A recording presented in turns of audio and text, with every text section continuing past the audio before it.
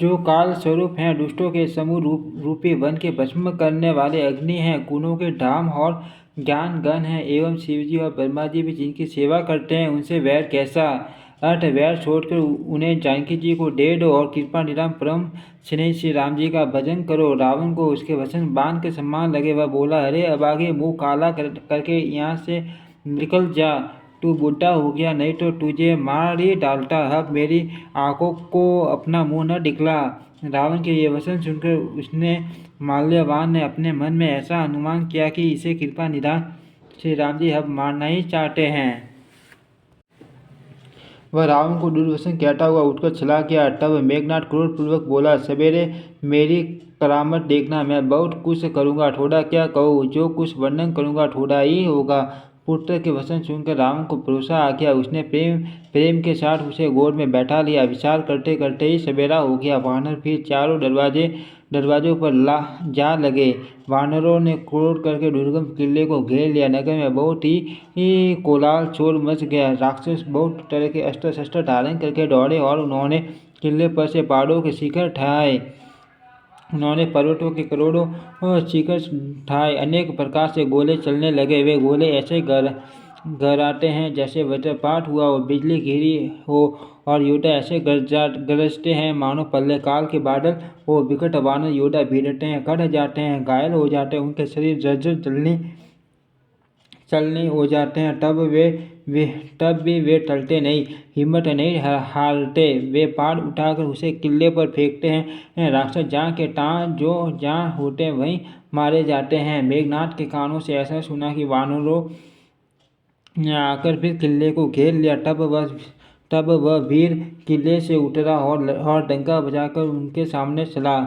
मेघनाथ ने पुकारकर कहा, समस्त लोकों में प्रसिद्ध धनुर्धर कौशलाधीश दोनों भाई कहाँ हैं? नल, नील, द्रविड़, सुग्रीव और बल की सीमा अंगद और हनुमान कहाँ हैं? भाई से द्रोह करने वाले विभीषण कहाँ हैं? आज मैं सबको और उस दुष्ट को तो हठपूर्वक अवश्य ही मारूंगा। ऐसा कहकर उसने धनुष पर कठिन बाणों का संधान किया और अत्यंत क्रोध करके उसे कान तक खींचा। वह बाणों के समूह छोड़ने लगा, मानो बहुत से पंख वाले सांप दौड़े जा रहे हो। जहाँ तहाँ वानर गिरते दिखाई पड़ने लगे। उस समय कोई भी उसके सामने न हो सके।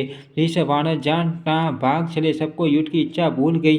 रणभूमि में ऐसा एक भी वानर या भालू नहीं दिखाई पड़ा जिसको उसने प्राण मात्र अवशेष न कर दिया हो, अर्थात जिसके केवल प्राण मात्र ही न बचे हो, बल पुरुषार्थ सारा जाता न रहा हो।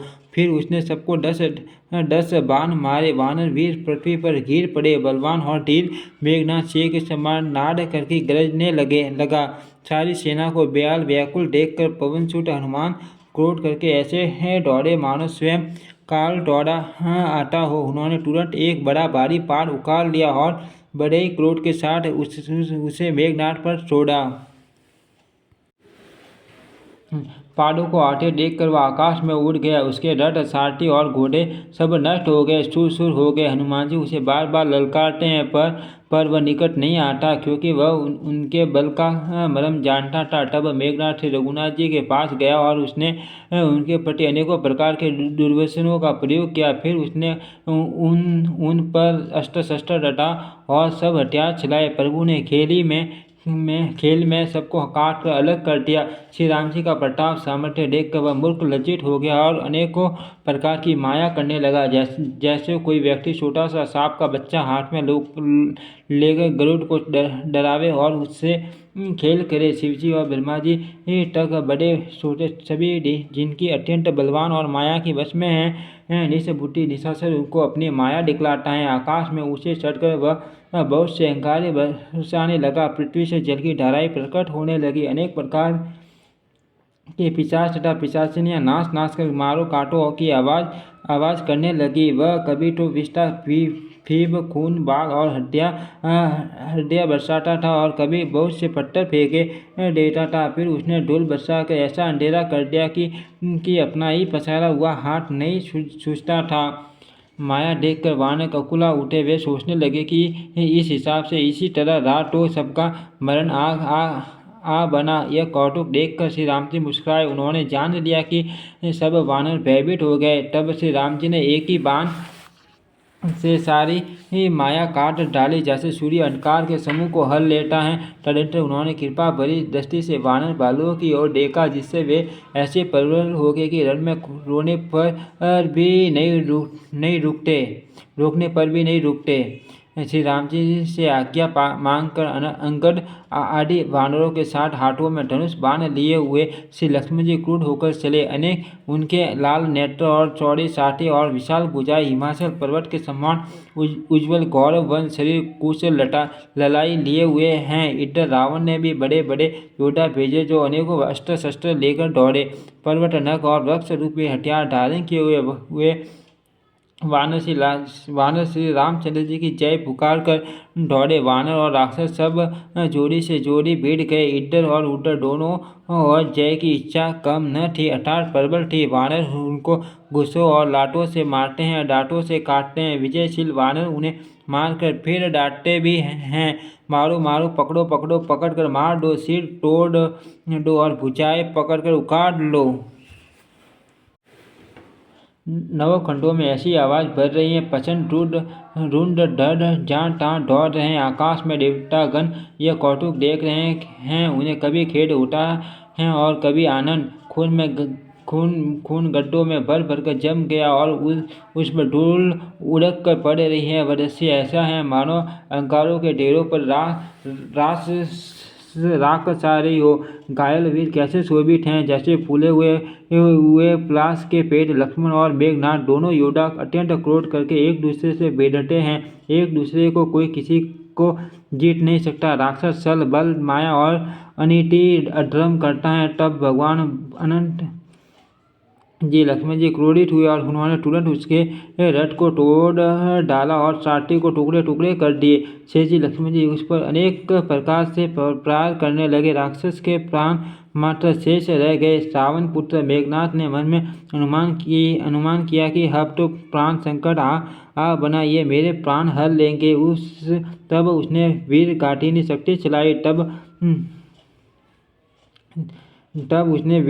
शक्ति चलाई। वह तेजपूर्ण शक्ति लक्ष्मण जी की छाती में लगी। शक्ति के लगने से उन्हें मूर्छा आ गई। तब मेघनाथ भय छोड़कर उनके पास चला गया।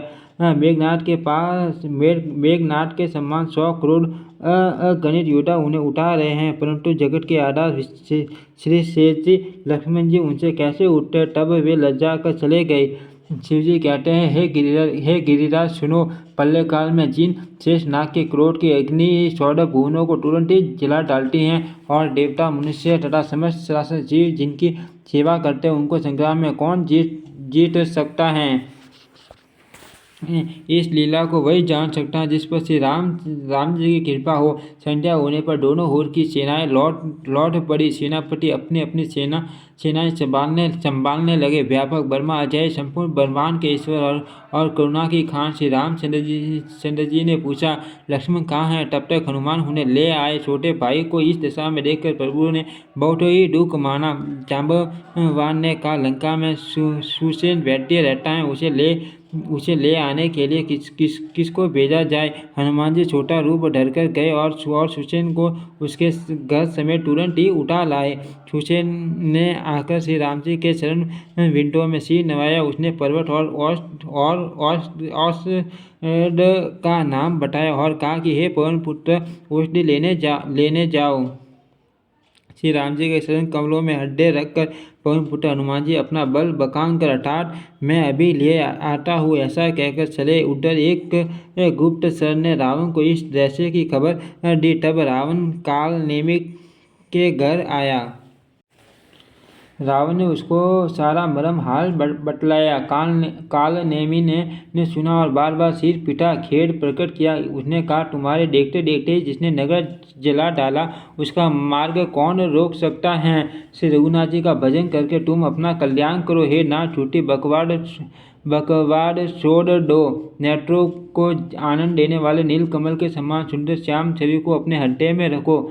मैं तू भेदभाव और ममता रूपी मूढ़ता को त्याग दो। माँ मोह अज्ञान रूपी रात्रि में सो रहे हो सो जाग उठो, जो काल रूपी सर्प का भी भक्षक है, कहीं सपन में भी वह रण में जीता जा सकता है। उसकी ये बातें सुनकर रावण बहुत ही क्रोधित हुआ। तब काल नेमी ने मन में विचार किया कि इसके हाथ से मरने की अपेक्षा श्री राम जी के दूत के हाथ से ही मरूं तो अच्छा है। यह दुष्ट तो पाप समूह में रत हैं। वह मन ही मन ऐसा कहकर चला और उसने मार्ग में माया रसी तालाब, मंदिर और सुंदर बाग बनाया। हनुमान जी ने सुंदर आश्रम देखकर सोचा कि मुनि से पुष्कर जल पी लूं, जिससे यह थकावट दूर हो जाए।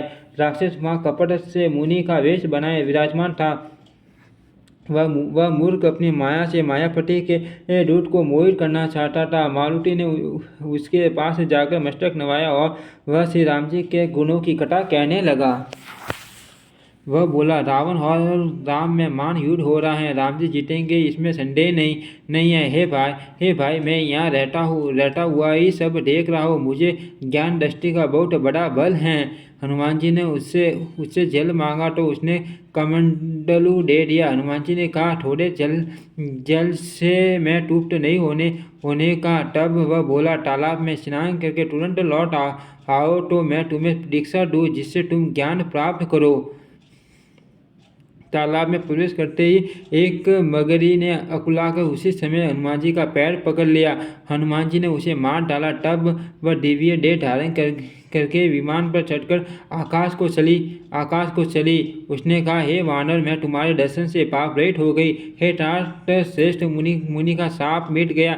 हे कपि, ये मुनि नहीं घोर निशाचर हैं, मेरा वचन सत्य मानो। ऐसा कहकर ज्यों ही वह अप्सरा गए त्यों ही हनुमान जी निशाचर के पास गए। हनुमान जी ने कहा, हे मुनि, पहले गुरु दक्षिणा ले लीजिए, पीछे आप मुझे मंत्र दीजिएगा।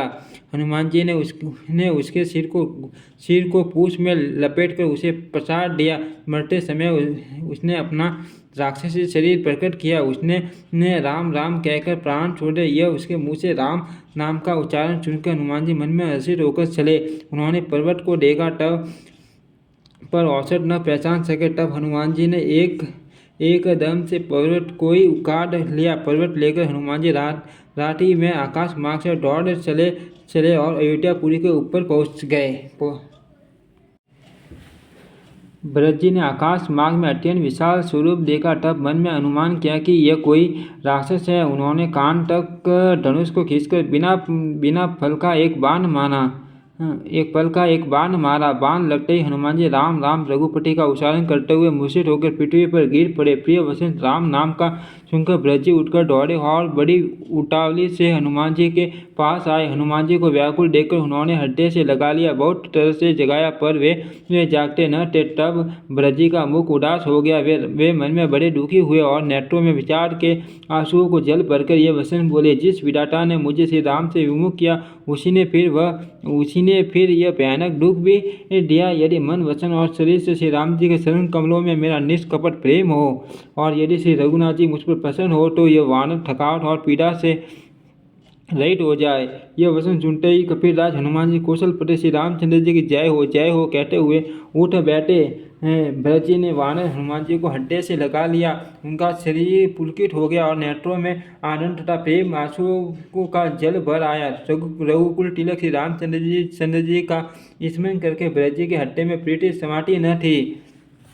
भरत जी बोले, हे तात छोटे भाई लक्ष्मण तथा माता जानकी जी सहित सुख निदान श्री राम जी की कुशल कहो। वानर हनुमान जी ने संक्षेप में सब घटा कही सुनकर भरत जी दुखी हुए और मन में पछताने लगे। हाँ देव, मैं जगत में क्यों जन्मा, प्रभु के एक भी काम न आया। फिर को अवसर विपरीत समय जानकर मन में धीरज धरकर बलवीर भरत जी हनुमान जी से बोले, हे तात, तुमको जाने में देर होगी और सवेरा होते ही काम बिगड़ जाएगा।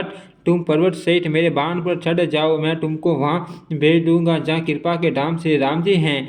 भरत जी की यह बात सुनकर एक बार तो हनुमान जी के मन में अभिमान उत्पन्न हुआ कि मेरे बोझ से बाण कैसे चलेगा, किंतु फिर श्री रामचंद्र जी के प्रभाव का विचार करके वे भरत जी के चरणों की वंदना करके हाथ जोड़कर बोले, हे नाथ, हे प्रभु, मैं आपका प्रताप हृदय में रखकर तुरंत चला जाऊंगा। ऐसा कहकर आज्ञा पाकर और भरत जी के चरणों की वंदना करके हनुमान जी चले।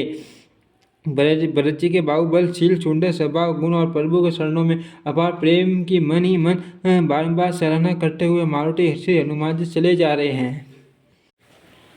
वहाँ लक्ष्मण जी को देखकर श्री राम जी चालान मनुष्य के अनुसार सम्मान वचन बोले, आधी रात बीत चुकी है, हनुमान जी नहीं आए। यह कहकर श्री राम जी ने छोटे भाई लक्ष्मण जी को उठाकर हृदय से लगा लिया और बोले, हे भाई, तुम मुझे कभी दुखी नहीं देख सकते। तुम्हारा स्वभाव सदा से ही कोमल था। मेरे हित के लिए तुमने माता पिता को भी छोड़ दिया और वन में ज़्यादा गर्मी और हवा सब सहन किया। हे भाई, वह प्रेम अब कहाँ है? मेरे व्याकुलता पूर्ण वचन सुनकर उठते क्यों नहीं? यदि मैं जानता कि वन में भाई का विछोह होगा तो मैं पिता का वचन, जिसका मानना मेरे लिए परम कर्तव्य था, उसे भी न मानता। पुत्र, धन, स्त्री, घर और परिवार ये जगत में बार बार होते हैं और जाते हैं, परंतु जगत में सहोदर भाई बार बार नहीं मिलता। हृदय में ऐसा विचार कर, हे ठाठ, जागो। जैसे पंख बिना पक्षी, मणि बिना सर्प और शून्य बिना श्रेष्ठ हाथी अत्यंत दीन हो जाते हैं। हे भाई, यदि कहीं जड़ से दैव मुझे जीवित रखे तो तुम्हारे बिना मेरा जीवन भी ऐसा ही होगा। स्त्री के लिए प्यारे भाई को खोकर मैं कौन सा मुँह लेकर अवध जाऊंगा। मैं जगत में बदनामी भले ही सह लेता कि राम में कुछ भी वीरता नहीं, जो स्त्री को खो बैठे। स्त्री की हानि से इस हानि को देखते कोई विशेष क्षति नहीं थी। अब तो हे पुत्र, मेरा निष्ठुर और कठोर हृदय यह अपयश और तुम्हारा शोक दोनों ही सहन करेगा। हे ठाठ, तुम अपनी माता के एक ही पुत्र और उसके प्राणधार हो। सब प्रकार से सुख देने वाला और परम हितकारी जानकर उन्होंने तुम्हें हाथ पकड़कर मुझे सौंपा था। मैं अब जाकर उन्हें क्या उत्तर दूंगा? हे भाई, तुम उठकर मुझे सिखाते समझाते क्यों नहीं? सोचते छुड़ाने वाले श्री राम जी बहुत प्रकार से सोच कर रहे हैं। उनके कमल की पंखुड़ी के समान नेत्रों से विषाद के आंसुओं का जल बह रहा है। शिव जी कहते हैं, उमा श्री रघुनाथ जी के एक अद्वितीय और अखंड वियोग रहित हैं। भक्तों पर कृपा करने वाले भगवान ने लीला करके मनुष्य की दशा दिखलाई है। प्रभु के लीला के लिए किए गए प्रलाप को कानों से सुनकर वानरों के समूह व्याकुल हो गए। इतने में ही हनुमान जी आ गए, जैसे करुण रस के प्रसंग में वीरस का प्रसंग आ गया हो। श्री राम जी हर्षित होकर हनुमान जी से गले लगकर मिले। प्रभु परम सुजान, चतुर और अत्यंत ही कृतज्ञ हैं। तब बैठे सुषेण ने तुरंत उपाय किया, जिससे लक्ष्मण जी हर्षित होकर उठ बैठे। प्रभु भाई को हृदय से लगाकर मिले। भालू और वानरों के समूह सब हर्षित हो गए। फिर हनुमान जी ने वैद्य को उसी प्रकार वहां पहुंचा दिया जिस प्रकार वे उस बार पहले उसे ले आए थे।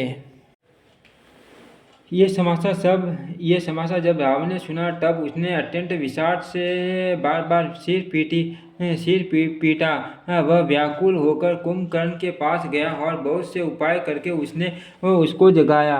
कुंभकर्ण जगा उठ बैठा। वह कैसा दिखाई देता है? मानो स्वयं काल ही शरीर धारण करके बैठा हो। कुंभकर्ण ने पूछा, हे भाई, कहो तो तुम्हारे मुख सूख क्यों रहे हैं? वह उस अभिमानी रावण ने उससे जिस प्रकार से वह सीता को हर लाया, तब से अब तक की सारी कथा कही। फिर कहा, हे ठाठ, वानरों ने सब राक्षस मार डाले, बड़े बड़े योद्धाओं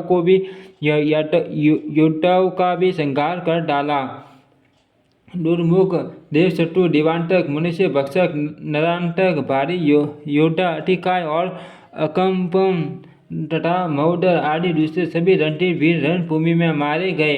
तब रावण के वचन सुनकर कुंभकर्ण बिलख कर दुखी होकर बोला, अरे मूर्ख, जग जननी जानकी को हर लाकर अब तो कल्याण चाहता है। हे राक्षस राज, तूने अच्छा नहीं किया। अब आकर मुझे क्या जगाया?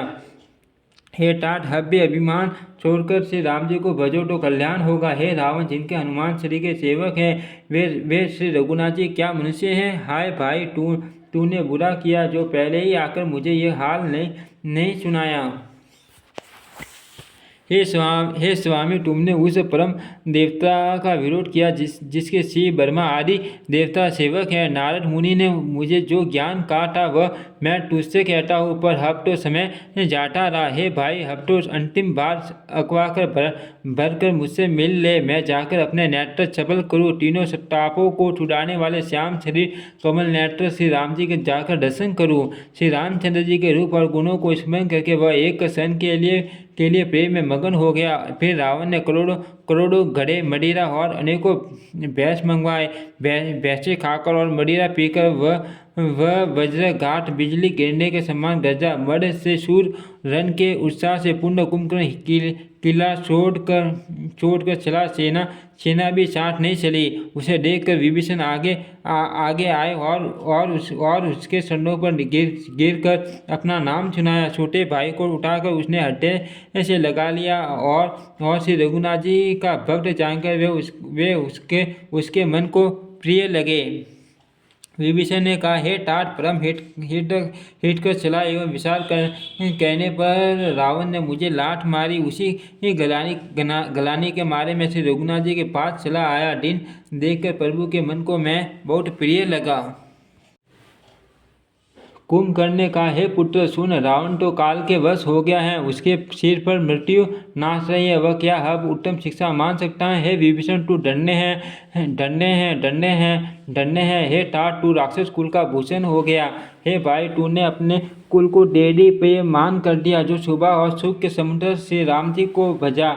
मन वचन और कर्म से कपट छोड़कर रणधीर श्री राम जी का भजन करना। हे भाई, मैं काल मृत्यु के वश हो गया हो, मुझे अपना पराया नहीं सोचता, इसलिए अब तुम जाओ। भाई का वचन सुनकर विभीषण लौट गए और वहां आए जहाँ त्रिलोक के भूषण श्री राम जी थे। विभीषण ने कहा, हे नाथ, पर्वत के समान विशाल देह वाला रणधीर कुंभकर्ण आ रहा है।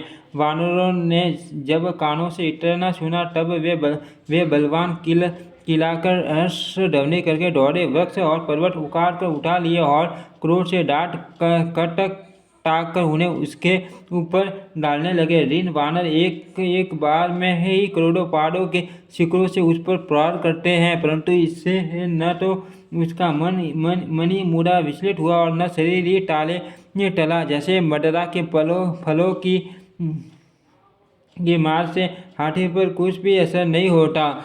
तब हनुमान जी ने उसे एक घूसा मारा, जिससे वह व्याकुल होकर पृथ्वी पर गिर पड़ा और सिर पिटने लगा। फिर उसने उठकर हनुमान जी को मारा। वे चक्कर खाकर तुरंत ही पृथ्वी पर गिर पड़े। फिर उसने नल नील को पृथ्वी पर पछाड़ दिया और दूसरे योद्धाओं को भी जहाँ तहाँ पटक कर डाल दिया। वानर सेना भाग चली। सब अत्यंत भयभीत हो गए। कोई सामने नहीं आता।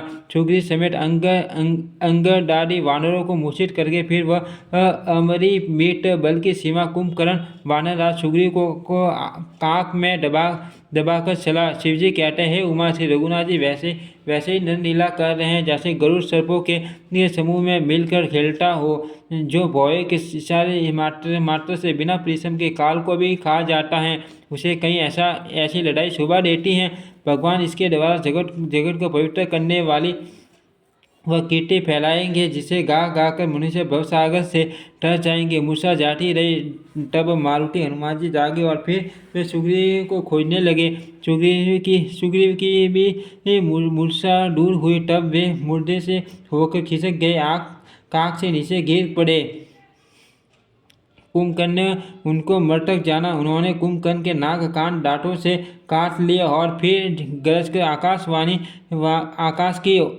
की ओर चले। तब कुंभकर्ण ने जाना। उसने सुग्रीव का पैर पकड़कर उनको पृथ्वी पर पछाड़ दिया। फिर सुग्रीव ने बड़ी फुर्ती से उठकर उसको मारा और तब भगवान सुग्रीव प्रभु के पास आए और बोले, कृपा निधान प्रभु की जय हो, जय हो, जय हो। नाक कान काटे गए ऐसा मन में जानकर बड़ी गलानी हुई और वह क्रोध करके लौटा। एक तो वह स्वभाव आकृति से ही भयंकर था और फिर बिना नाक कान का होने से और भी भयानक हो गया। उसे देखते ही वानरों की सेना भय उत्पन्न हो गया। रघुवंश मणि की जय हो, जय हो, जय हो ऐसा पुकार कर वानर हो करके दौड़े और सबने एक ही साथ उस पर पहाड़ और वृक्षों के समूह छोड़े। रण के उत्साह में कुंभकर्ण विरुद्ध होकर उनके सामने ऐसा चला मानो क्रोधित होकर काल ही आ रहा हो। वह करोड़ वानरों को एक साथ पकड़ कर खाने लगा। वे उसके मुंह में इस तरह घुसने लगे मानो पर्वत की गुफाओं में टिड्डियां समा रही हो।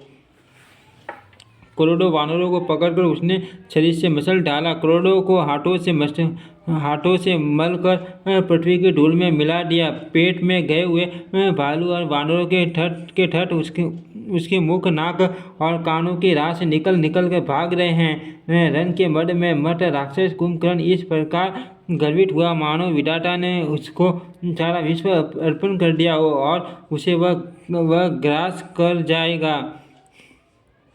सब योद्धा भाग खड़े हुए, वे लौटाए भी नहीं लौटते, आंखों से उन्हें सूझ नहीं पड़ता और पुकारने से सुनते नहीं।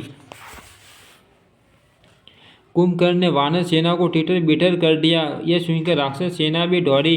श्री रामचंद्र जी ने देखा कि अपनी सेना व्याकुल है और शत्रु की नाना प्रकार की सेना आ गई है। तब कमल नयन श्री राम जी बोले, हे सुग्रीव, हे विभीषण और हे लक्ष्मण, सुनो, तुम सेना को संभालना, मैं इस दुष्ट के बल और सेना को देखता हूँ। हाथ में सारंग धनुष और कमर में तरकस सज कर श्री रघुनाथ जी शत्रु सेना को डलन करने चले। प्रभु ने पहले तो धनुष का टंकार किया, जिसकी भयानक आवाज सुनते ही शत्रु दल बहरा हो गया।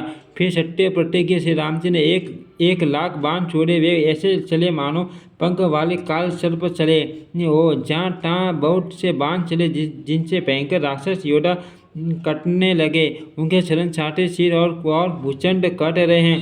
बहुत से वीरों के 100 टुकड़े हो जाते हैं। घायल चक्कर खा कर पृथ्वी पर पड़ रहे हैं। उत्तम योद्धा फिर संभल कर उठते और लड़ते हैं। बाण लगते ही वे मेघ की तरह गरजते हैं। बहुत से तो कठिन बाण को देखकर ही भाग जाते हैं। बिना मुंड सिर के प्रचंड रुंड दौड़ रहे हैं और पकड़ो मारो मारो का शब्द करते हुए गा चिल्ला रहे हैं। प्रभु के बाणों ने क्षण मात्र में भयानक राक्षसों को काट कर रख दिया। फिर वे सब बाण लौट कर श्री रघुनाथ जी के तरकस में घुस गए। कुंभकर्ण ने मन में विचार देखा कि श्री राम जी ने क्षण मात्र में राक्षसी सेना का संहार कर डाला। तब महाबली वीर अत्यंत क्रोधित हुआ और उसने गंभीर से नाद किया।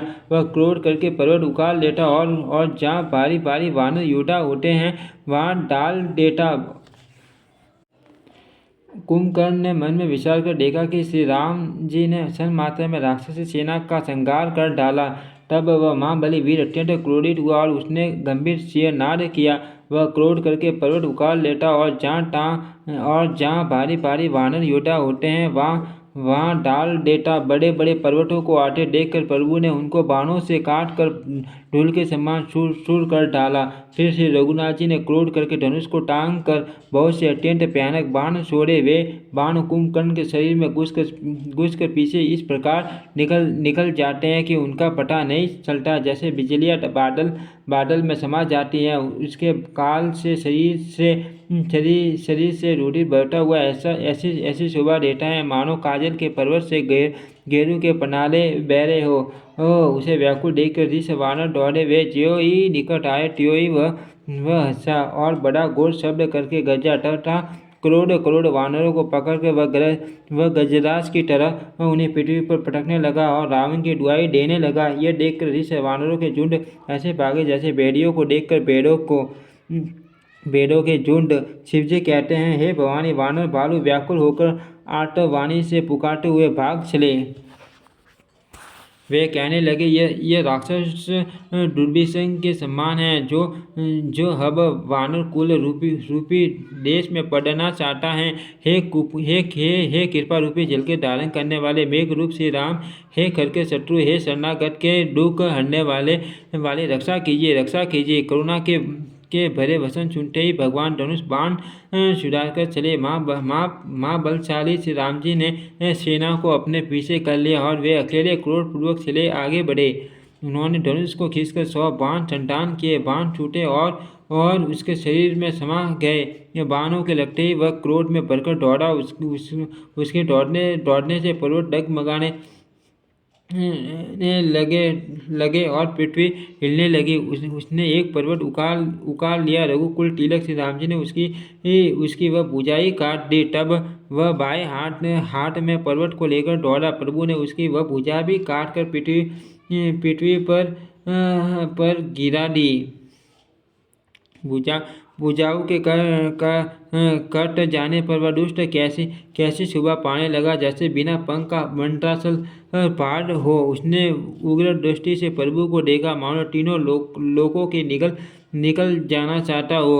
वह बड़े जोर से चिंकार करके मुंह फैलाकर दौड़ा आकाश में। सिर और देवता डर कर हा हा इस प्रकार पुकारने लगे।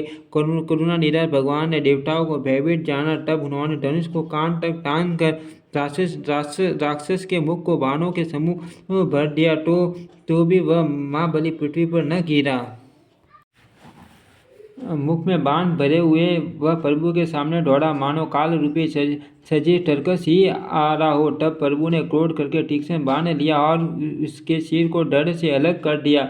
वह सिर रावण के आगे जा गिरा। उसे देखकर रावण ऐसा व्याकुल हुआ जैसे मणि के छूट जाने पर सर्व कुंभकर्ण का प्रचंड डर दौड़ा, जिससे पृथ्वी धसी जाती थी। तब प्रभु ने काट कर उसके 2 टुकड़े कर दिए।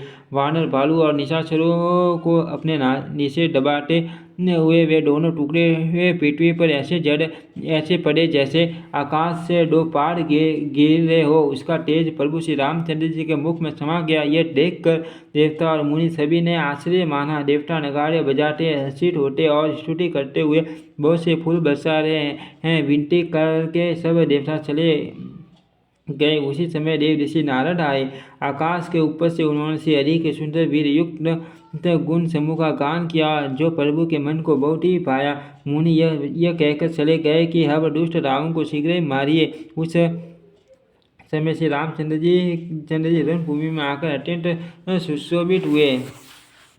अतुल्य बल वाले कौशल पटे श्री रघुनाथ जी रणभूमि में सुशोभित है। मुख पर पसीने के बूंदे हैं। कमल के समान नेत्र कुछ लाल हो रहे हैं। शरीर पर रक्त के कण हैं। दोनों हाथों से धनुष बाण फिरा रहे हैं। चारों ओर ऋष बाण सुशोभित हैं। तुलसीदास जी कहते हैं कि प्रभु की इस छवि का वर्णन शेष भी नहीं कर सकते, जिनके बहुत से हजार मुख हैं। शिव जी कहते हैं, हे गिरिजे, कुंभकर्ण जो नीच राक्षस और पाप की खान था, उसे भी श्री राम जी ने अपना परम धाम दे दिया। अतः वे मनुष्य निश्चय ही मन बुद्धि हैं जो उन श्री राम जी को नहीं बचते। दिन का अंत होने पर दोनों सेनाएं लौट पड़ी। आज के युद्ध में योद्धाओं को बड़ी थकावट हुई, परंतु श्री राम जी की कृपा से वानर सेना का बल उसी प्रकार बढ़ गया जैसे घास पाकर अग्नि बहुत बढ़ जाती है। उधर राक्षस दिन रात इस प्रकार घटते जा रहे हैं, जिस प्रकार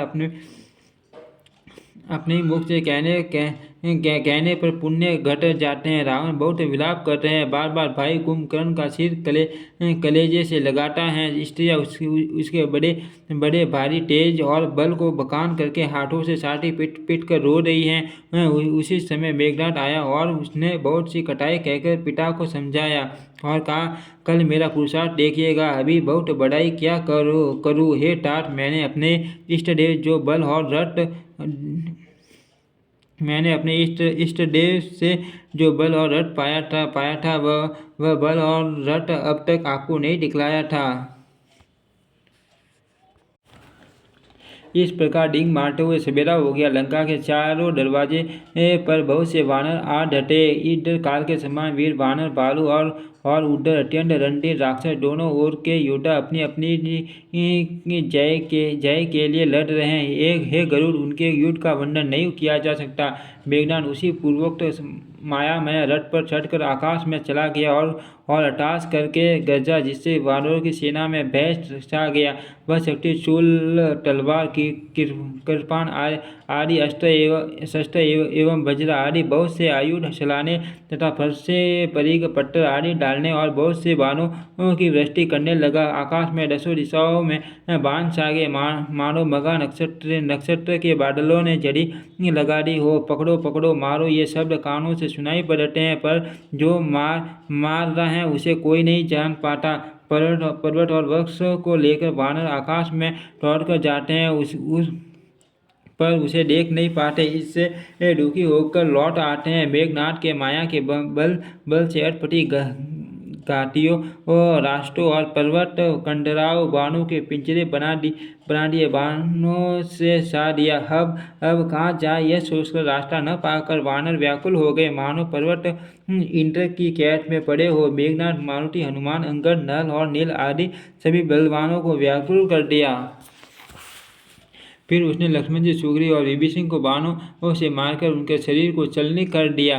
फिर वह श्री रघुनाथ जी से लड़ने लगा। वह जो बाण छोड़ता है वे साफ होकर लगते हैं, जो स्वतंत्र अनंत एक अखंड और निर्विकार है। वे खर के शत्रु श्री राम जी लीला से नागपाश के वश में हो गए, उसे बन गए। श्री रामचंद्र जी चला स्वतंत्र एक अद्वितीय भगवान हैं। वे नट की तरह अनेकों प्रकार की दिखावटी चरित्र करते हैं। रन की शोभा के लिए प्रभु ने अपने को नागपाश में बंधा लिया, किंतु उससे देवताओं को बड़ा भय हुआ। शिव जी कहते हैं, हे गिरिराज, जिनका नाम जपकर मुनि भव जन्म मृत्यु की फांसी को काट डालते हैं, वे सर्वव्यापक और विश्व निवास, विश्व के आधार प्रभु कहीं बंधन में आ सकते हैं। हे भवानी, श्री राम जी की इन सगुण लीलाओं के विषय में बुद्धि और वाणी के बल से तर्क निर्णय नहीं किया जा सकता। ऐसा विचार कर जो तत्वज्ञानी और विरक्त पुरुष हैं, वे सब तर्क शंका छोड़कर श्री राम जी का भजन ही करते हैं। मेघनाथ को सेना को व्याकुल कर दिया। फिर वह प्रकट हो गया और दुर्वचन कहने लगा। इस पर जाम्बवान ने कहा, हरे दुष्ट, खड़ा रह। यह सुनकर उसे बड़ा क्रोध बढ़ा।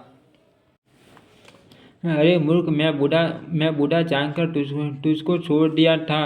अरे अधम, अब तू मुझी को ललकारने लगा। ऐसा कहकर उसने चमकता हुआ त्रिशूल चलाया। जाम्बवान उसी त्रिशूल को हाथ से पकड़कर दौड़ा और उसे मेघनाथ की छाती पर दे मारा। वह देवताओं को का शत्रु चक्कर खाकर पृथ्वी पर गिर पड़ा। जाम्बवान ने फिर क्रोध में भरकर पैर पकड़कर उसको घुमाया और पृथ्वी पर पटक कर उसे अपना बल दिखलाया, किंतु वरदान के प्रताप से वह मारे नहीं मरता। तब जाम्बवान ने उसका पैर पकड़कर उसे लंका पर फेंक दिया। इधर देव ऋषि नारद जी ने गरुड़ को भेजा। वे तुरंत ही श्री राम जी के पास आ पहुँचे। पक्षीराज गुरुजी सब माया सर्पों के समूह को पकड़कर खा के तब सब वानरों के झुंड माया से रहित होकर हर्षित हुए। पर्वत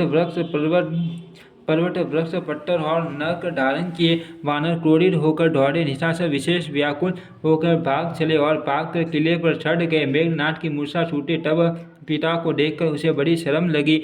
मैं अजय होने को यज्ञ करूँ, ऐसा मन में निश्चय करके वह तुरंत श्रेष्ठ पर्वत की गुफा में चला गया। यहाँ विभीषण ने यह सलाह विचारी और श्री रामचंद्र जी से कहा, हे अतुल्य बलवान, उदार प्रभु, देवताओं को सताने वाला दुष्ट मायावी मेघनाथ अपवित्र यज्ञ कर रहा है। हे प्रभु, यदि वह यज्ञ सिद्ध हो पाएगा तो हे नाथ, फिर मेघनाथ जल्दी जीता न जा सकेगा। यह सुनकर श्री रघुनाथ जी ने बहुत सुख माना और अंगाड़ी बहुत से वानरों को बुलाया और कहा, हे भाइयों, सब लोग लक्ष्मण के साथ जाओ और जाकर यज्ञ को विध्वंस करो। हे लक्ष्मण, संग्राम में तुम उसे मारना। देवताओं को भयभीत देखकर मुझे बड़ा दुख है। हे भाई सुनो, उसको ऐसे बल और बुद्धि के उपाय से मारना जिससे निशाचर का नाश हो। हे जाम्बवान, सुग्रीव और विभीषण, तुम तीनों जने सेना समेत इनके साथ रहना। इस प्रकार जब श्री रघुवीर ने आज्ञा दी, तब कमर में तरकस कसकर और धनुष सजाकर चढ़ाकर रणधीर श्री लक्ष्मण जी प्रभु के प्रताप को हृदय में धारण करके मेघ के समान गंभीर वाणी बोले, यदि मैं आज उसे बिना मारे आऊँ तो श्री रघुनाथ जी का सेवक न कहलाऊँ। यदि सैकड़ों शंकर भी उसकी सहायता करे तो भी श्री रघुवीर की दुआई है, आज मैं उसे मार ही डालूंगा। श्री रघुनाथ जी के चरणों में सिर नवाकर शेषावतार श्री लक्ष्मण जी तुरंत चले। उनके साथ अंगद, नील, महेंद्र, नल और हनुमान आदि उत्तम योद्धा थे। वानरों ने जाकर देखा कि वह बैठा हुआ खून और भैंसों की आहुति दे रहा है। ने सब यज्ञ विध्वंस कर दिया। फिर भी जब वह नहीं उठा तब वे उसकी प्रशंसा करने लगे। इतने पर भी वह न उठा तब उन्होंने जाकर उसके बाल पकड़े और लाठों से मार कर वे भाग चले। वह त्रिशूल लेकर दौड़ा, तब वानर भागे और वहां आ गए जहाँ आगे लक्ष्मण जी खड़े थे। वह अत्यंत क्रोध का मारा हुआ आया और बार बार भयंकर शब्द करके गरजने लगा। मारुति, हनुमान और अंगद क्रोध करके दौड़े। उसने साथी में त्रिशूल मारकर दोनों को धरती पर गिरा दिया। फिर उसने प्रभु श्री लक्ष्मण जी पर प्रचंड त्रिशूल छोड़ा। अनंत श्री लक्ष्मण जी ने बाण मारकर उसके 2 टुकड़े कर दिए। हनुमान जी और युवराज अंगद फिर उठकर क्रोध करके उसे मारने लगे, पर उसे चोट न लगी। शत्रु मेघनाद मारे नहीं मरता, यह देखकर जब वीर लौटे तब वह घोर श्रृंगार करके दौड़ा। उसे क्रूर काल की तरह आटा देखकर लक्ष्मण जी ने भयानक बाण छोड़े। वज्र के समान बाणों को आटे देखकर वह दुष्ट तुरंत अंतर्ध्यान हो गया और फिर भांति के रूप धारण करके युद्ध करने लगा। वह कभी प्रकट होता था और कभी छिप जाता था। शत्रु को पराजित न होता देखकर वानर डरे। तब सर्पराज शेष जी लक्ष्मण जी बहुत ही क्रोधित हुए। लक्ष्मण जी ने मन में यह विचार ढूंढ किया कि इस पापी को मैं बहुत खिला चुका, अब और अधिक खिलाना अच्छा नहीं, अब तो इसे समाप्त ही कर देना चाहिए। कौशलपति श्री राम जी के प्रताप का स्मरण करके लक्ष्मण जी ने वीरोचित दर्प करके बाण का संधान किया। बाण छोड़ते ही उसकी छाती के बीच में लगा। मरते समय उसने सब कपट त्याग दिया। राम के छोटे भाई लक्ष्मण कहाँ हैं, राम कहाँ हैं, ऐसा कहकर उसने प्राण छोड़ दिए। अंगद और हनुमान कहने लगे, तेरी माता धन्य है जो तू लक्ष्मण जी के हाथों मरा और मरते समय से राम लक्ष्मण को स्मरण करके तूने उनके नामों का उच्चारण किया। हनुमान जी ने उसको बिना ही परिश्रम के उठा लिया और लंका के दरवाजे पर रखकर वे लौट आए। उसका मरा सुनकर देवता और गंधर्व आदि सब विमानों पर चढ़कर आकाश में आए। वे फूल बरसाकर नगाड़े बजाते हैं और श्री रघुनाथ जी का निर्मल यश गाते हैं। अनंत आपकी जय हो, हे जगदाधार आपकी जय हो। हे प्रभु, आपने सब देवताओं का मान विपत्ति से उद्धार किया। देवता और सिद्ध स्तुति करके चले गए। तब लक्ष्मण जी कृपा के समुद्र से राम जी के पास आए। रावण ने ज्यों ही पुत्र वध का समाचार सुना त्यों ही वह मूर्छित होकर पृथ्वी पर गिर पड़ा। मंडोदरी साथी पीट कर और बहुत प्रकार से पुकार कर बड़ा भारी विलाप करने लगे। नगर के सब लोग शोक से व्याकुल हो गए। सभी रावण को नीच कहने लगे। तब रावण ने सब स्त्रियों को अनेकों प्रकार से समझाया कि समस्त जगत का यह दृश्य रूप नाशवान है, हत्या में विचार कर देखो।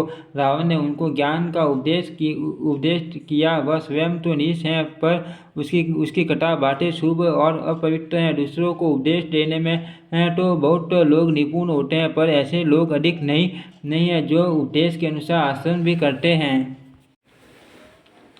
रात बीत गई, सवेरा हुआ। ऋष वानर फिर चारों दरवाजों पर जा डटे। योद्धाओं की बुलाकर 10 मुख रावण ने कहा, लड़ाई में शत्रु के सम्मुख जिसका मन डाबाडोल हो अच्छा है, वह अभी भाग जाए। युद्ध में जाकर विमुख होने भागने में भलाई नहीं। मैंने अपनी भुजाओं के बल पर वैर बढ़ाया। जो शत्रु चढ़ आया है उसको मैं अपने ही उत्तर दे लूँगा।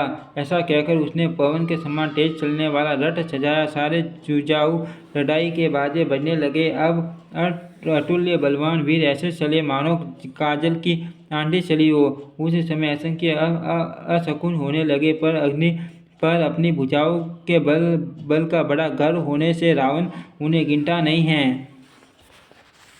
अत्यंत गर्व के कारण वह अपशकुन विचार नहीं करता। हथियार हाथों से गिर रहे हैं, योद्धा रथ से गिर पड़ते हैं, घोड़े हाथी साथ छोड़कर चिंगारते हुए भाग जाते हैं। सियार, गिद्ध, कौवे और गधे शब्द कर रहे हैं। बहुत अधिक कुत्ते बोल रहे हैं। उल्लू ऐसे अत्यंत भयानक शब्द कर रहे हैं मानो काल के दूत हो मृत्यु का संदेश सुना रहे हो। जो जीवों के ड्रोह में रट और हैं मोह के वश हो रहा है, राम विमुख हैं और कामासक्त हैं, उसको क्या कभी सपन में भी संपत्ति शुभ शकुन और शीत की शांति हो सकती है।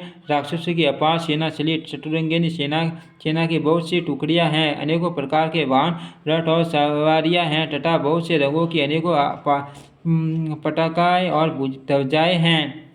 मठ वाले हाथियों के बहुत से झुंड चले, मानो पर्वत से प्रेरित हुए वर्षा ऋतु के बादल हो। रंग बिरंगे बाना धारण करने वाले वीरों के समूह हैं, जो युद्ध में बड़े शूरवीर हैं और बहुत प्रकार की माया जानते हैं। अत्यंत विचित्र फौज शोभित है, मानो वीर वसंत ने सेना सजाई हो। सेना के चलने से दिशाओं के हाथी डिगने लगे, समुद्र सुभित हो गए और पर्वत डगमगाने लगे। इतनी धूल उड़ी कि सूर्य छिप गए, फिर सहसा पवन रुक गया और पृथ्वी अकुला उठी। ढोल और नगाड़े भीषण ध्वनि से बज रहे हैं, जैसे प्रलय काल के बादल गरज रहे हो।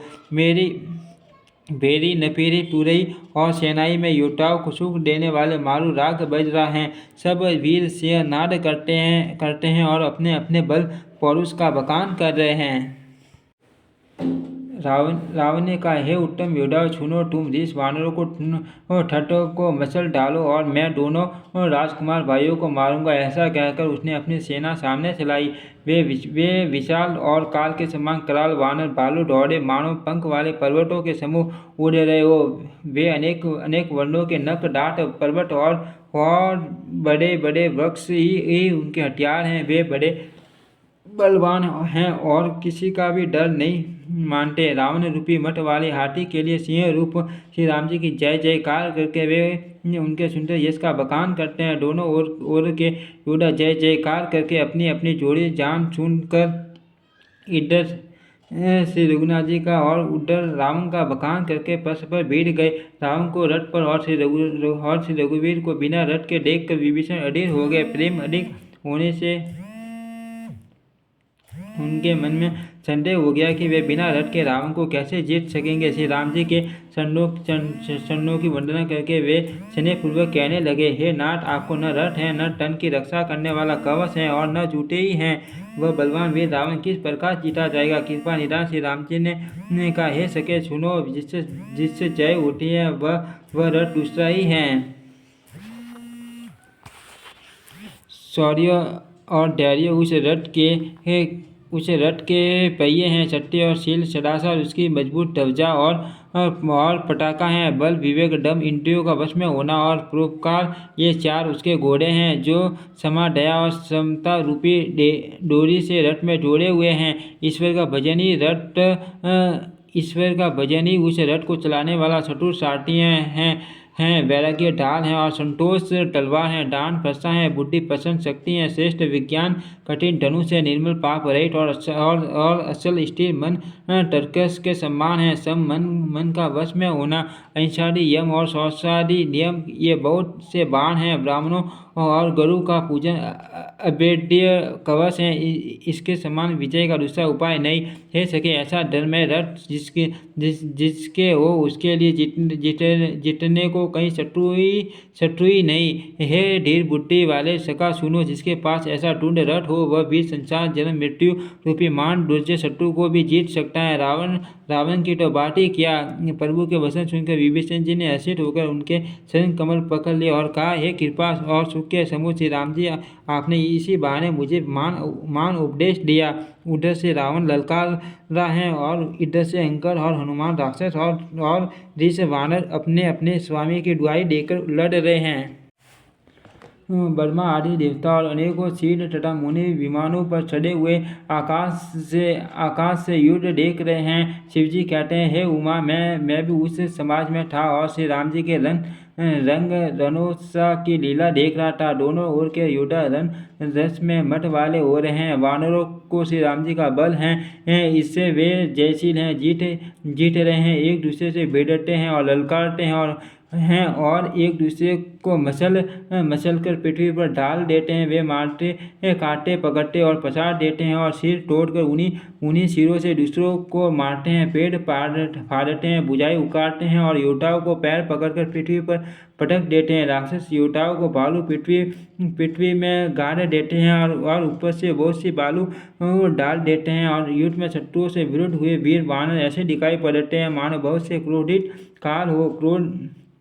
क्रोधित हुए काल के समान वे वानर खून बहते हुए शरीरों से शोभित हो रहे हैं। वे बलवान, वे राक्षसों की सेना के योद्धाओं को मसलते और मेघ की तरह गरजते हैं। डांट कर सपेटों से मारते, डांटों से काट कर, लाठों से पीस डालते वानर भालू सिंगारते और ऐसा छल बल करते हैं जिससे दुष्ट राक्षस नष्ट हो जाए। वे राक्षसों के गाल पकड़कर फाड़ डालते हैं, साथ ही सिर डालते हैं और उनकी अटंडियाँ निकालकर गले में डाल देते हैं। वे वानर ऐसे देख पड़ते हैं मानो प्रहलाद के स्वामी श्री नरसिंह भगवान अनेकों शरीर धारण करके युद्ध के मैदान में क्रीड़ा कर रहे हो। पकड़ो, मारो, काटो, पछाड़ो आदि घोर शब्द आकाश और पृथ्वी में भर छा गए हैं। श्री रामचंद्र जी की जय हो, जो सचमुच टर्न से वज्र और वज्र से टर्न कर देते हैं। निर्मल को सबल और सबल को निर्मल कर देते हैं। अपनी सेना को विचलित होते हुए देखा, तब वे भुजाओं में 10 धनुष लेकर रावण रथ पर चढ़कर गर्व करके लौटो कहता हुआ चला। रावण का अत्यंत क्रोधित होकर दौड़ा। वानर हुंकार करते हुए लड़ने के लिए उसके सामने चले। उन्होंने हाथों में वृक्ष, पत्थर और पहाड़ लेकर रावण पर एक ही साथ डाले। पर्वत उसके वज्र तुल्य शरीर में लगते ही तुरंत टुकड़े टुकड़े होकर फूट जाते हैं। अत्यंत क्रोधित रणोन्मत्त रावण रथ रोककर अचल खड़ा रहा, अपने स्थान से जरा भी नहीं हिला।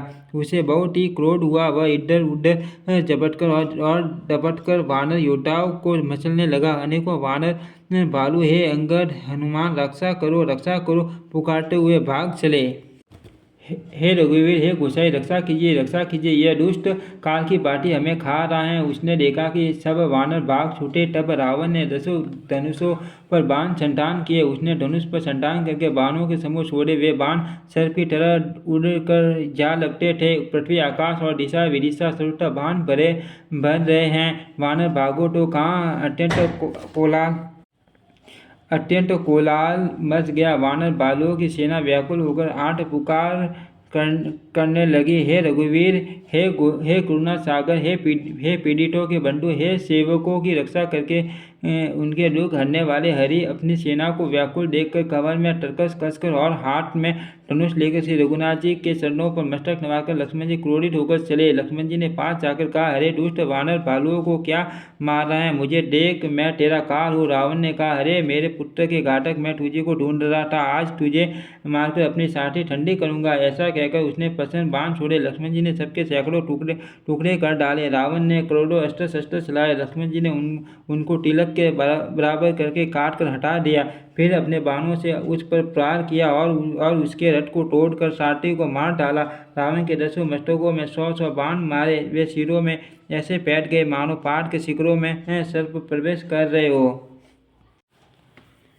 फिर 100 बाण उसकी छाती में मारे। वह पृथ्वी पर गिर पड़ा। उसे कुछ भी होश न रहा।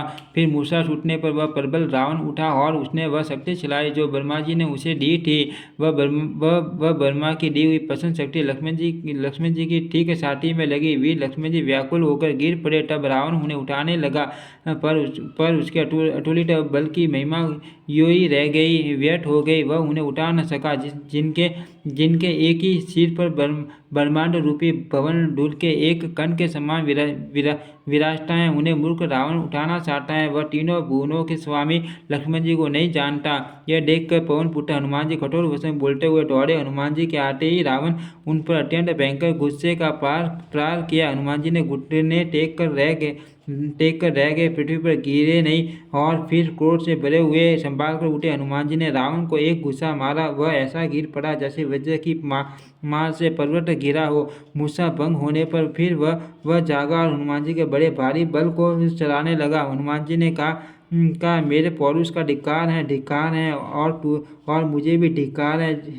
धिक्कार है, जो हे देव द्रोही टू हाफ भी चीटा रह गया।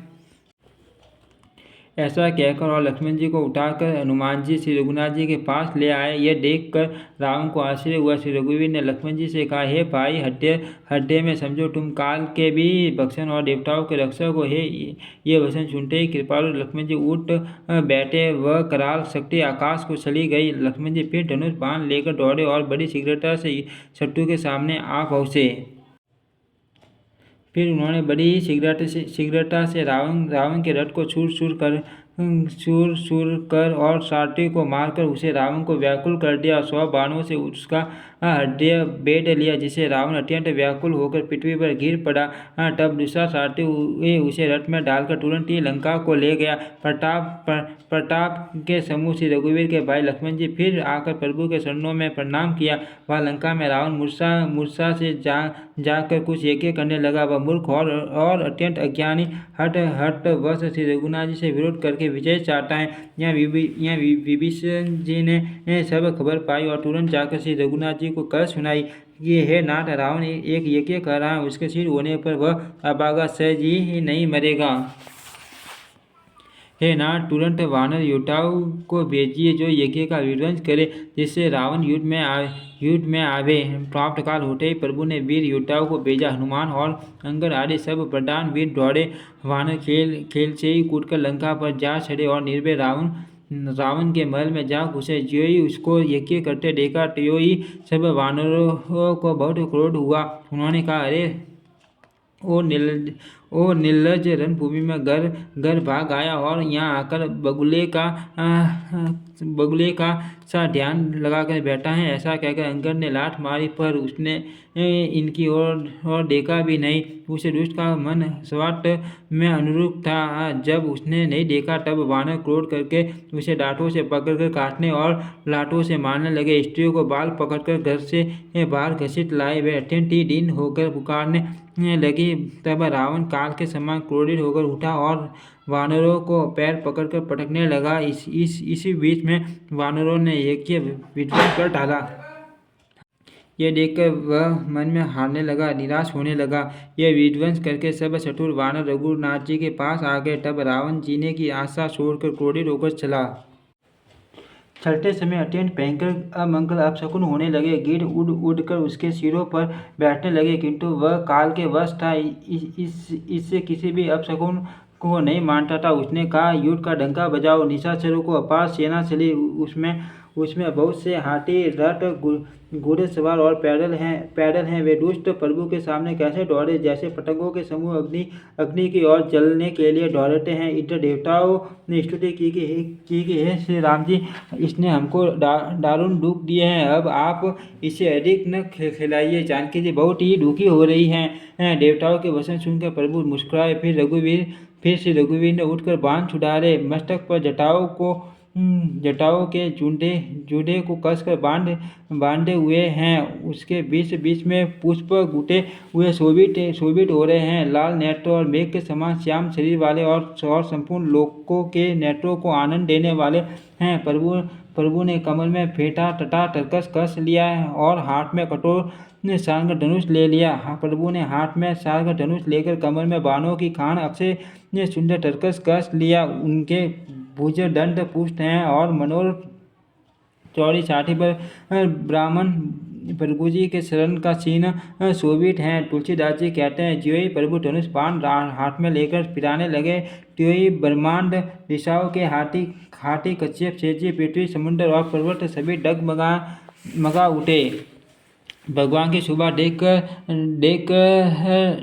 देवता हर्षित होकर फूलों की अपार वर्षा करने लगे और शोभा शक्ति और गुणों के धाम करुणा निधान प्रभु की जय हो, जय हो, जय हो ऐसा पुकारने लगे। इसी बीच में निशाचरों की अत्यंत घनी सेना कसम खाती हुई आपस में टकराती हुई आई। उसे देखकर वानर योद्धा इस प्रकार उसके सामने चले जैसे प्रलय काल के बादलों के समूह हो। बहुत से कृपाण और तलवारें चमक रही हैं, मानो 10 दिशाओं में बिजलियां चमक रही हो। हाथी, रथ और घोड़ों का कठोर श्रृंगार ऐसा लगता है मानो बादल भयंकर गरज कर रहे हो। वानरों की बहुत सी पूंछें आकाश में छाई हुई हैं। वे ऐसी शोभा दे रही है मानो सुंदर इंद्रधनुष उड़े हुए हो। धूल ऐसी उठ रही है मानो जल की धारा हो। बाण रूपी बूंदों की अपार वृष्टि हुई। दोनों ओर से योद्धा पर्वतों का प्रहार करते हैं मानो बारंबार वज्रपात हो रहा हो। श्री रघुनाथ जी क्रोध करके बाणों की जड़ी लगा दी, जिससे राक्षसों की सेना घायल हो गई। बाण लगते ही वीर चित्कार कर उठते हैं और शक्कर खाकर जान टांग पृथ्वी पर गिर पड़ते हैं। उनके शरीरों से ऐसे खून बह रहे हैं मानो पर्वत के भारी झरनों से जल बह रहा हो। इस प्रकार डरपोकों को भय उत्पन्न करने वाले रुधिर की नदी बह चली। डरपोकों को भय उपजाने वाली अत्यंत अपवित्र रक्त की नदी बह चली। दोनों ढल उसके दोनों किनारे रक्त रेत और पहिए भंवर हैं। वह नदी बहुत भयावनी बह रही है। हाथी, पैदल, घोड़े, गधे तथा अनेकों सवारियाँ, जिनकी गिनती कौन करे। नदी के जल जंतु हैं, बाण, शक्ति और तोमर सर्प हैं, धनुष, तरंगे और डाल बहुत से कछुए हैं। वीर पृथ्वी पर इस तरह गिर रहे हैं मानो नदी किनारों के वृक्ष ढह रहे हो। बहुत सी मज्जा बह रही है। वही फेन हैं डरपोक। जहाँ इसे देखकर डरते हैं वहाँ उत्तम योद्धाओं के मन में सुख होता है। भूत पिशाच और बैताल बड़े बड़े जोटों वाले मान, भयंकर जोटिंग और परमट शिवगण उस नदी में स्नान करते हैं। कौवे और चील भुजाएं लेकर उड़ते हैं और एक दूसरे से छीन कर खा जाते हैं। एक कोई कहते हैं, अरे मूर्खों, ऐसी सस्ती बहुतायत हैं, फिर भी तुम्हारी दरिद्रता नहीं जाती। घायल योद्धा तट पर पड़े करा रहे हैं मानो जहाँ तहाँ अर्ध जल। वे व्यक्ति जो मरने के समय आधे जल में रखे जाते हैं पड़े हो। गिद्ध आटे खींच रहे हैं मानो मछली मार नदी तट पर से ये सीट लगाए हुए ध्यान स्थल होकर बांसी खेल रहे हो। बांसी से मछली पकड़ रहे हो। बहुत से योद्धा बह जा रहे हैं और पक्षी उन पर चले जा रहे हैं मानो वे नदी में नावरी नौकर कीड़ा खेल रहे हो। योगिनियाँ खपरों में भर भरकर खून जमा कर रही हैं। भूत पिशाचों की स्त्रियाँ आकाश में नाच रही हैं। सामुदाई योद्धाओं की खोपड़ियों को करताल बजा रही हैं और नाना प्रकार से गा रही हैं।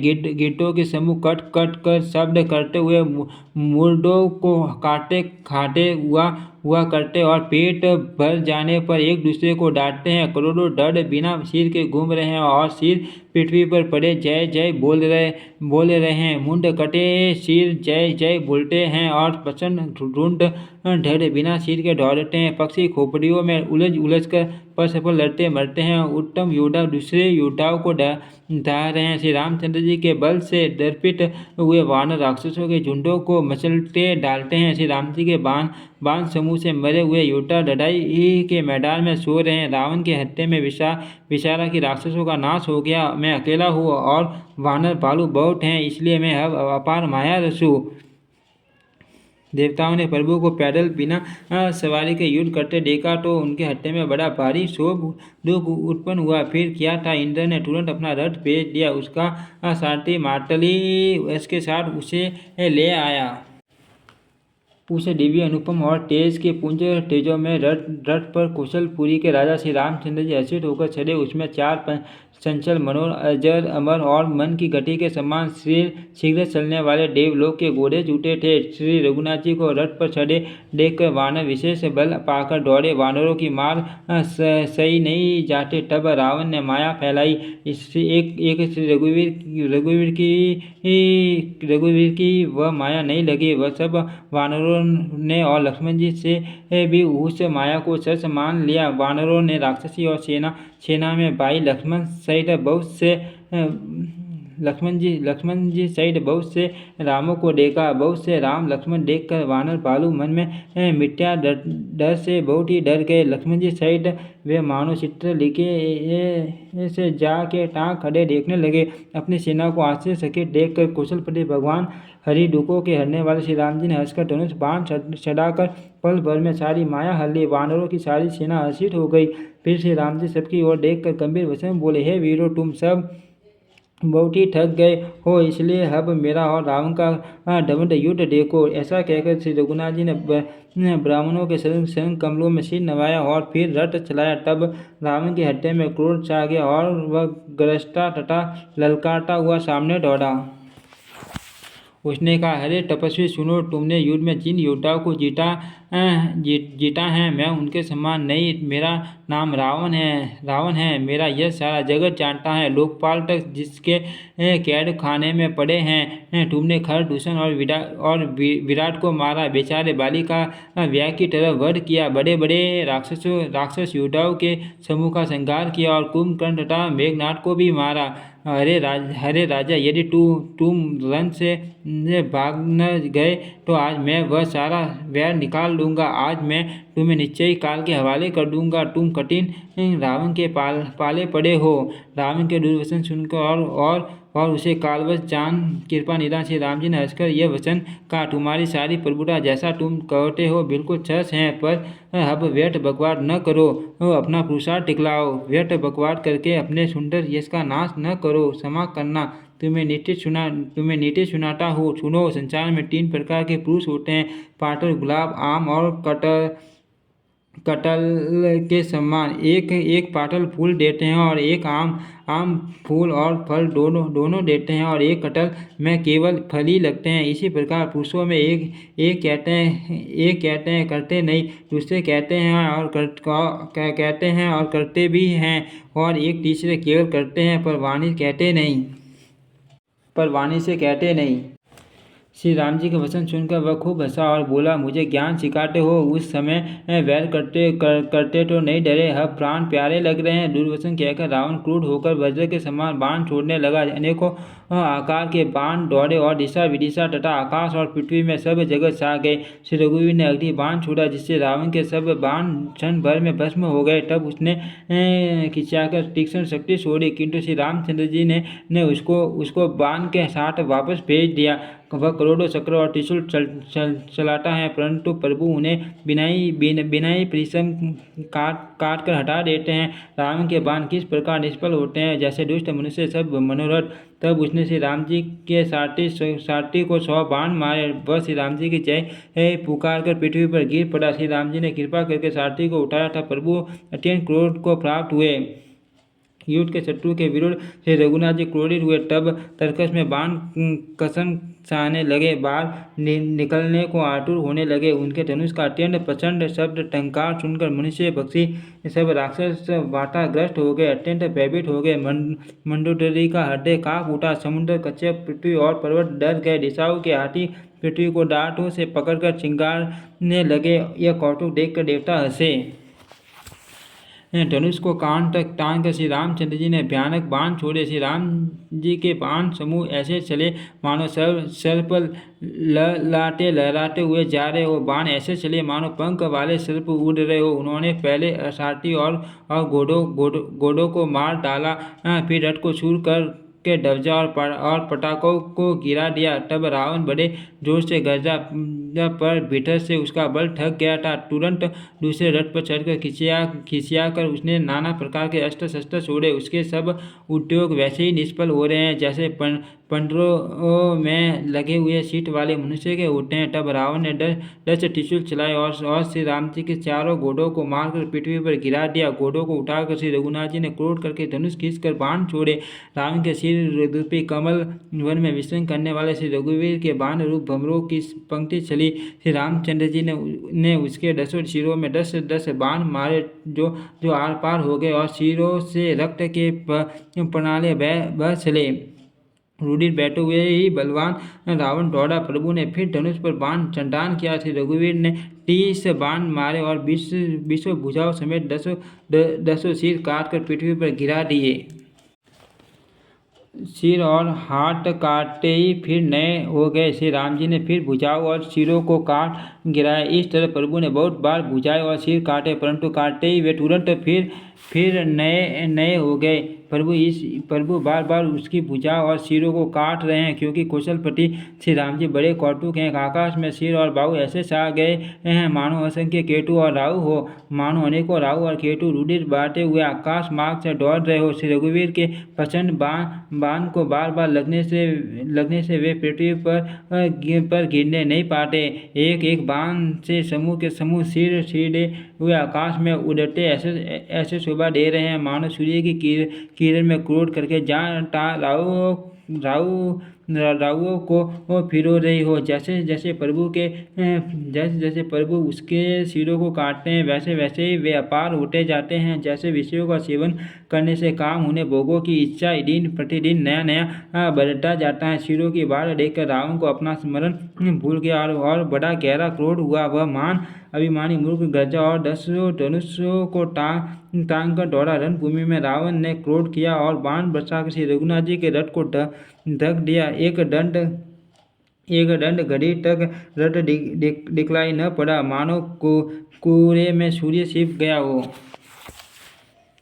जब देवताओं ने हाहाकार किया तब प्रभु ने क्रोध करके धनुष उठाया और शत्रुओं के बाणों को हटाकर उन्होंने शत्रु के सिर काटे और उनसे दिशा विदिशा आकाश और पृथ्वी सबको पाट दिया।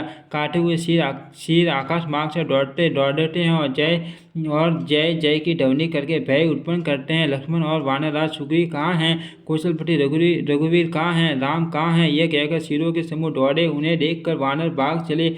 तब धनुष संधान करके रघुकुल मुनि श्री राम जी ने अस्त्र बाणों से उन सिरों को भली भांति बेट डाला। हाथों में मुंडों की मालाएं लेकर बहुत सी काय झुंड की झुंड मिलकर इकट्ठी हुई और वे रुधिर की नदी में स्नान करके चली, मानो संग्राम रूपी व्रत की पूजा करने जा रही हो। फिर रावण ने क्रोधित होकर प्रचंड शक्ति छोड़ी। वह विभीषण के सामने ऐसे चली जैसे काल यमराज का दंड हो। अत्यंत भयानक शक्ति को आती देख और यह विचार कर कि मेरा पर्ण शरणागत के दुख का नाश करना है, श्री राम जी ने तुरंत ही विभीषण को पीछे कर लिया और सामने होकर वह शक्ति स्वयं से ली।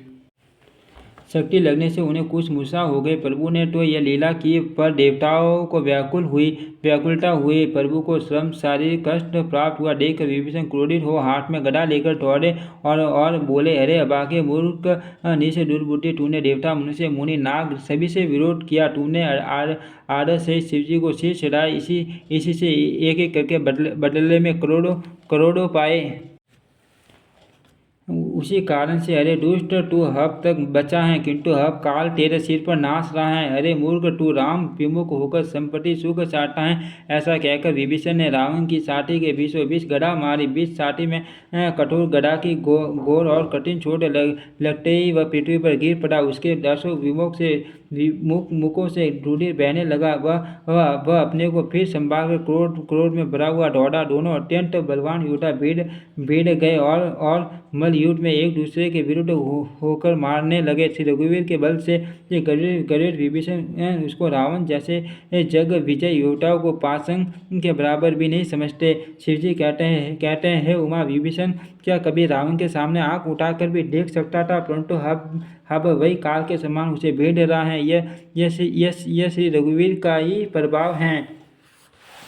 विभीषण को बहुत ही थका हुआ देखकर हनुमान जी पर्वत धारण किए हुए दौड़े। उन्होंने उस पर्वत के रावण के रथ घोड़े और सारथी का संहार कर डाला और उसके सीने पर लात मारी।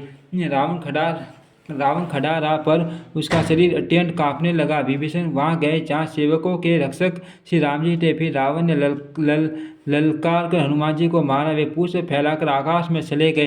रावण ने पुष्प पकड़ लिए। हनुमान जी उसको साथ लिए हुए ऊपर उड़े। फिर लौटकर महाबलवान हनुमान जी उससे भिड़ गए। दोनों समान योद्धा आकाश में लड़ते हुए एक दूसरे को क्रोध करके मारने लगे। दोनों बहुत से छल बल करते हुए आकाश में ऐसे शोभित हो रहे हैं मानो कज्जल गिरी और सुमेरु पर्वत लड़ रहे हो। जब बुद्धि और बल से राक्षस गिराए न गिरा, तब मारुति से हनुमान जी ने प्रभु को स्मरण किया। श्री रघुवीर का स्मरण करके धीर हनुमान जी ने ललकार कर रावण को मारा। वे दोनों पृथ्वी पर गिरते और फिर उठकर लड़ते हैं। देवताओं ने दोनों की जय जय जय पुकारी। हनुमान जी संकट देखकर वानर भालू क्रोधारूढ़ होकर दौड़े, किंतु रण मद माटे रावण ने सब योद्धाओं को अपने प्रचंड भुजाओं के बल से कुचल और मसल डाला। तब श्री रघुवीर ललकारने पर प्रचंड वीर वानर दौड़े। वानरों के प्रबल दल को देखकर रावण ने माया प्रकट की। क्षण भर के लिए ये वह अदृश्य हो गया। फिर उस दुष्ट ने अनेकों रूप प्रकट किए। श्री रघुनाथ जी की सेना में जीतने ऋष वानर थे। उतने ही रावण जान तान चारों ओर प्रकट हो गए। वानरों ने अपरिमित रावण देखे। भालू और वानर सब जान तान इधर उधर भाग चले। वानर धीरज नहीं धरते। हे लक्ष्मण जी, हे रघुवीर, बचाइए बचाइए, यो पुकारते हुए वे भागे जा रहे हैं। दसों दिशाओं में करोड़ों रावण दौड़ते हैं और घोर कठोर भयानक गर्जन कर रहे हैं। सब देवता डर गए और ऐसा कहते हुए भाग चले कि हे भाई, अब जय की आशा छोड़ दो। एक ही रावण ने सब देवताओं को जीत लिया था, अब तो बहुत से रावण हो गए हैं। इससे अब पाठ की गुफाओं को आश्रय लो, अर्थात उनमें छिप रहो। वहाँ ब्रह्मा, शंभु और ज्ञानी मुनि डरते रहे, जिन्होंने प्रभु की कुछ महिमा जानी थी। जो प्रभु का प्रताप जानते थे, वे निर्भय डटे रहे। वानरों ने शत्रुओं बहुत से रावणों को सच्चा ही मान लिया। इससे सब वानर भालू विचलित होकर हे कृपालु, रक्षा कीजिए यो पुकारते हुए भय से व्याकुल होकर भाग चले। अत्यंत बलवान रण बांकुरे हनुमान जी अंगद, नील और नल लड़ते हैं और कपट रूपी भूमि से अंकुर की भांति उपजे हुए कोटि कोटि योद्धा रावणों को मचलते हैं। देवताओं और वानरों को विकल देखकर कौशलपति श्री राम जी हंसे और सांग धनुष पर एक बाण चढ़ाकर माया के बने हुए सब रावणों को मार डाला। प्रभु ने क्षण भर में सब माया काट डाली। जैसे सूर्य के उदय होते ही अंधकार की राशि फट जाती नष्ट हो जाती है। अब एक ही रावण को देखकर देवता हर्षित हुए और उन्होंने लौटकर प्रभु पर बहुत से पुष्प बरसाए। श्री रघुनाथ जी ने पूजा उठाकर सब वानरों को लौटाया। तब वे एक दूसरे को पुकार कर लौट आए। प्रभु का बल पाकर ऋष वानर दौड़े पड़े। जल्दी से कूदकर वे रणभूमि में आ गए। देवताओं को श्री राम जी की स्तुति करते देखकर रावण ने सोचा, मैं इनकी समझ में एक हो गया, परंतु इन्हें यह पता नहीं कि इनके लिए मैं एक ही बहुत हूँ। और कहा, अरे मूर्खों, तुम तो चढ़ा के ही मेरी मार खाने वाले हो। ऐसा कहकर वध क्रोध करके आकाश पर देवताओं की ओर दौड़ा। देवता हाहाकार करते हुए भागे। रावण ने कहा, दुष्टों, मेरे आगे से कहाँ जा सकोगे। देवताओं को व्याकुल देखकर अंगद दौड़े और उछलकर रावण का पैर पकड़कर उन्होंने उसको पृथ्वी पर गिरा दिया। उसे पकड़कर पृथ्वी पर गिराकर लात मारकर बालीपुत्र अंगद प्रभु के पास चले गए। रावण संभल कर उठा और बड़े भयंकर कठोर शब्द से गरजने लगा। तब वह दर्प करके दसों धनुष से चढ़ाकर उन पर बहुत से बाण छंटांग करके बरसाने लगा। उसने सब योद्धाओं को घायल और भय से व्याकुल कर दिया और अपना बल देखकर वह हर्षित होने लगा। तब श्री रघुनाथ जी ने रावण के सिर, भुजाएं, बाण और धनुष काट डाले, पर वे फिर बहुत बढ़ गए। जैसे तीर्थ में किए हुए पाप बढ़ जाते हैं, कई गुना अधिक भयानक फल उत्पन्न करते हैं। शत्रु के सिर और भुजाओं की बढ़ती देख कर ऋष वानरों को बहुत ही क्रोध हुआ। यह मूर्ख भुजाओं के और सिरों के कटने पर भी नहीं मरता। ऐसा कहते हुए वह भालू और वानर योद्धा क्रोध करके दौड़े। बालीपुत्र अंगद, मारुति, हनुमान जी, नल, नील, वानरराज, सुग्रीव और द्रविड़ आदि बलवान उस पर वृक्ष और पर्वतों का प्रहार करते हैं। वह उन्हीं पर्वतों और वृक्षों को पकड़कर वानरों को मारता है। कोई एक वानर नखों से शत्रु के शरीर को फाड़कर भाग जाते हैं, तो कोई उसे लाठों से मारकर तब नल और नील रावण के सिरों पर चढ़ गए और नखों से उसके ललाट को फाड़ने लगे। खून देखकर उसे हृदय में बड़ा दुख हुआ। उसने उनको पकड़ने के लिए हाथ फैलाए, पर वे पकड़े में नहीं आते। हाथों के ऊपर ही फिरते हैं, मानो दो भौरे कमलों के वन में विचरण कर रहे हो।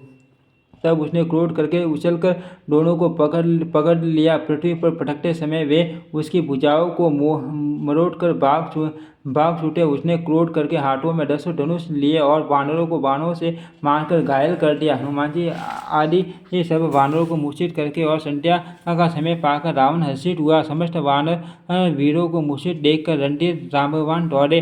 जाम्बवान के साथ जो भालू थे वे पर्वत और वृक्ष धारण किए रावण को ललकार कर मारने लगे। बलवान रावण क्रोधित हुआ और पैर पकड़ कर वह अनेकों योद्धाओं को पृथ्वी पर पटकने लगा। जाम्बवान ने अपने दल का विध्वंस देखकर क्रोध करके रावण की छाती में लात मारी। छाती में लात का प्रचंड आघात लगते ही रावण व्याकुल होकर रथ से पृथ्वी पर गिर पड़ा। उसने बीसों हाथों में भालुओं को पकड़ रखा था। ऐसा जान पड़ता था मानो रात्रि के समय पौधे कमलों में बचे हुए वो उसे मूर्छित देखकर फिर लात मारकर राज जाम्बवान प्रभु के पास चले गए।